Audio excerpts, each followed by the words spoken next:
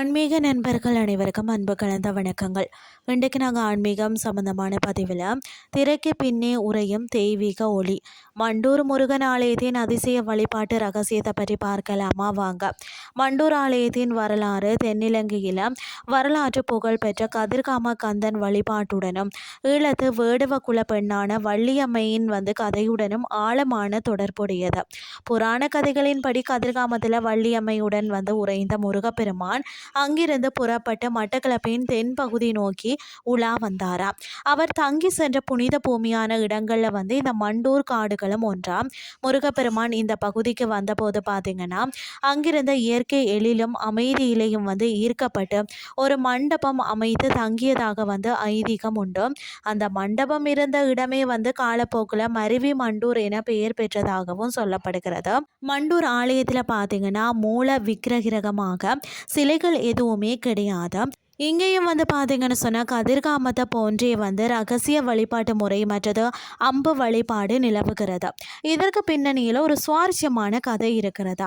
பழங்காலத்தில் பார்த்தீங்கன்னா இந்த பகுதியில் அடர்ந்த காடாக இருந்த போதும் இங்கு வாழ்ந்த பூர்வ குடிகளான வேடர்கள் பார்த்தீங்கன்னா ஒரு பெரிய மரத்தின் அடியில் அல்லது புற்றின் அருகில் தெய்வீக ஒளியுடன் கூடிய புனிதமான அம்பு, அதாவது வேல் அம்பு ஒன்றை கண்டெடுத்தார்களாம்.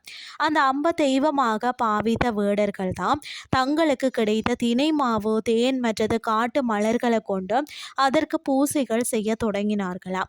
வேடர்களின் இந்த தூய்மையான பக்திக்கு மகிழ்ந்த கந்தபெருமான் பார்த்தீங்கன்னா அங்கேயே சாந்த நித்தியமாய் நிலை பெற்றாராம். இன்றும் ஆலயத்தின் வருடாந்த திருவிழாவின் போது பார்த்தீங்கன்னா வேடுவ குல மரபினருக்கு முக்கிய மரியாதைகளும் சடங்கு பொறுப்புகளும் வழங்கப்பட்டு வருகிறது. கதிர்காமத்துக்கு பாத யாத்திரை செல்ல முடியாத பக்தர்கள் மண்டூர் கந்தனை தரிசித்தாலே கதிர்காம கந்தனை தரிசித்த புண்ணியம் கிட்டும் என்பது நம்பிக்கையாக இருக்கிறது. இதனால் பார்த்தீங்கன்னு சொன்னால் இந்த தலம் சின்ன கதிர்காமம் அப்படின்னு சொல்லியும் போற்றப்படுகிறது. கதிர்காமத்தை போன்று இங்கும் பூசகர்கள் தங்களது வாயை துணியால் கட்டி கொண்டே பூசைகள் செய்வார்களாம்.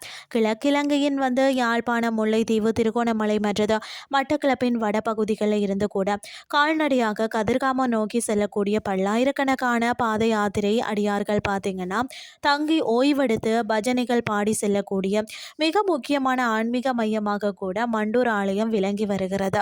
இங்கு மூலஸ்தானத்தில் விக்கிரகம் இல்லாததால் தான் உள்வீதியில் அமைந்துள்ள ரகசிய பெட்டகத்தின் முன்தான் திரைச்சீலை தொங்க விடப்பட்டிருக்கும்.